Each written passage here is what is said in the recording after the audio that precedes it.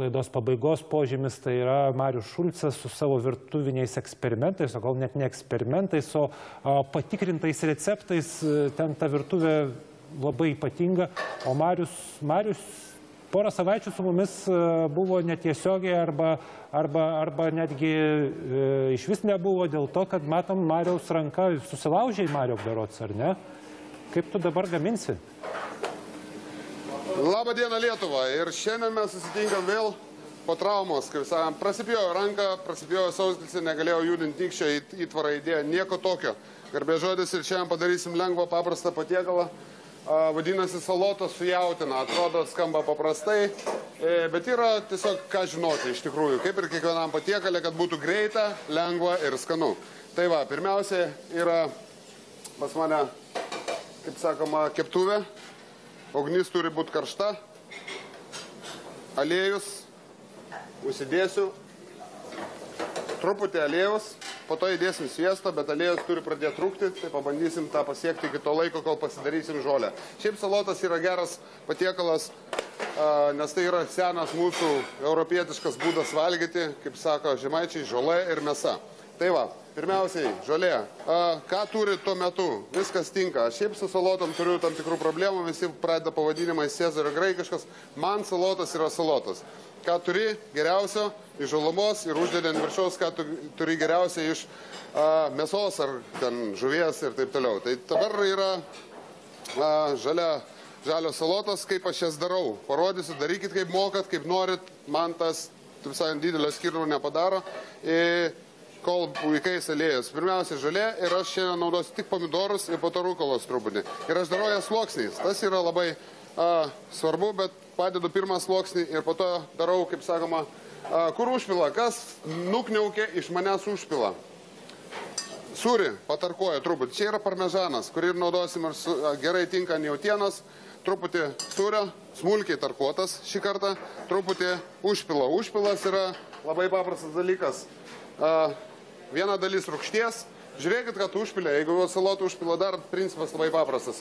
Turi būti visi skoniai, ir tas yra geriausia, ir po to galima pridėti prieskonių. Skoniai tai, kad būtų ir sūrų, tai kartais pačiam užpilė nebus, paprastykit druską, mes dabar sūdysim jautieną ir per jautieną pasisūdys, kad būtų rūgštų. Balzamikai labai gerai veikia, kad būtų saldų, tie patys balzamikai gerai veikia, ir kad būtų aštru, tai pipirų truputį įdėkit. Ir tada viena dalis rūgšties, 3 dalis aliejaus, toks pagrindinis principas, ir tam tarpe primaišykit viską, ką jums noris, ir geriausias užpilas gausis. Dabar taip, antras sluoksnis, lygiai tą patį dedu, išsluoksniuoju. Dabar žinokit, jeigu jūs pasidarysit salotas ir ilgai jų nevalgysit, užpilas rūgštis labai jas suknežins. Kaip sako liaudis, jis tiesiog susmuks. Tai kaip daro prancūzai, visą užpilą pila į apačią po salotom ir po to persimaišai. Tai va, lygiai tas pats viskas eina ir mes turim pasiruošę salotas, kaip sakoma, valgymui.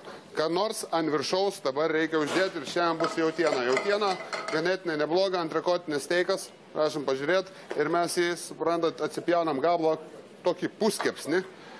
Visą laiką gerą restorano nuo blogos jautieną arba visą mėsą reikia apipjaustyti, nes kraštai paprastai būna ta, angliškai vadinasi triminti, ta žodis yra ganėtinai, truputį mažai liko, dar atsipjausiu, nes esu alkanas, gal suvalgysiu pats, jeigu operatorius netims, ir rebaliukus, gyslelės nuo šonų, kaip galima daugiau, nebūtinai viską, bet visų pirma geriau keps, mažiau raitysis.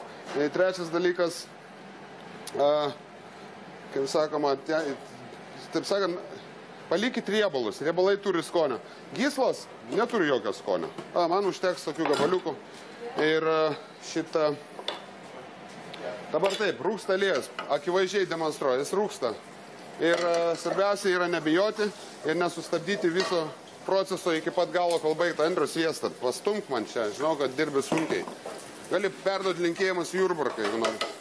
Taip, sviestas ir mano jautiena, aš čia susipjausiu gabaliukai. Svarbiausia paskrūdinti ir aš čia mėgstu valgyti vidutiniškai. Ir atsiminkit, kuo riebesnė jautiena, to skanesnė, nes visas jautienos skonis yra riebalė. Nebijokit, pasiimsiu įrankį, nebijokit, kad rūksta ir dega ir tas sviestas parduoja gerokai. Tai ganėtinai kaitę, kadangi skubam. Taip, druska, būtinai ir gana daug, kaip sakiau, ant salotų ir to padažo kaip ir nėra druskos ir mes sūdysim, kaip sakant, jautieną tarnaus kaip pasūdymas viso to patiekalo. Dabar taip, pipirai, aš dabar nededu pipirą, apverčiam, pažiūrim ar paskrūdo, iš tikrųjų paskrūdo.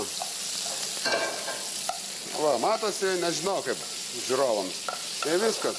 Svarbiausia nesustabdyti, karštis turi visą laiką išlikti. Jeigu jūsų virtuvė neturi kaitrios dujinės viryklės, pirkite tokią, nes virtuvė be kaitros yra tiesiog Elžabietos virtuvė, o ne virtuvė tikra. Kaip, nežinau, kas tai Elžabieta, iš tikrųjų, taip, tik ant liežuvio užėjo. Dabar taip, pipirai raudonieji, labai gerai. Mes ugnį, jau sakom, pristabdom, aš dar kartą apvertęs pasūdysiu, nes viskas tas. Ir taip, jungiam į ugnį lauk ir tada įdedu balzamiko. Labai gerai tinka. Dar kas tinka, šiaip jautiena turi labai specifinį. Balzamiką pilat, išjunkit ir truputį palaukit. Labai greit sprunda, nes jame daug cukraus. Ir taip, ir mes sudedam tą iškeptą jautieną į šviesesnį foną ant salotų. Ir ką neužmirškit padaryti, patarkuokit ant jautienas visą laiką parmežano. Parmežanas labai tinka. Jautiena turi labai limituotą kiekį, kas su ja tinka. Sviestas, parmežanas, pipirai ir grybai. Ir dar čebrelis arba dašis. Viskas. Daugiau su nieko jautienas nemaišykit. Čia tokia mano nuomonė, turit kitą, galit toliau. Ieškau stambesnę tarką ir būtinai, kai aš ant jautienas mėgstu užtarkuoti stambesnę parmežaną. Ir daug nedėkit, parmežanas irgi turi stiprų ganėtinai skonį. Ir jisai, kaip sakoma, pražudyti gali jautienos skonį. Dabar taip, rukola labai tinka, bet kur eina rukola, man būtinai turi eiti ir balzamikas. Dar truputį balzamika, bet vos lašeliais. Ir viskas, mūsų salotus baigtos. Tai yra labai geras salotas greitai. Su duona ar be duonos viskas yra gerai. Ačiū. Ir iki sekančio karto. Ačiū tiems, kas nesupranta Mariaus nelietuviškų žodžių, pasakysiu. Gražgarstė lietuviškai yra ta rukola. Taip ir sakykit, gerbėmieji, gražgarstė. Atsiprašau labai jūsų visų. Labai atsiprašau. Kitą kartą tikrai neminėsiu to žodžio. Gerai, o mes tavęs neminėsim bloguoju, Mariau. Ačiū, viskas tvarkoja.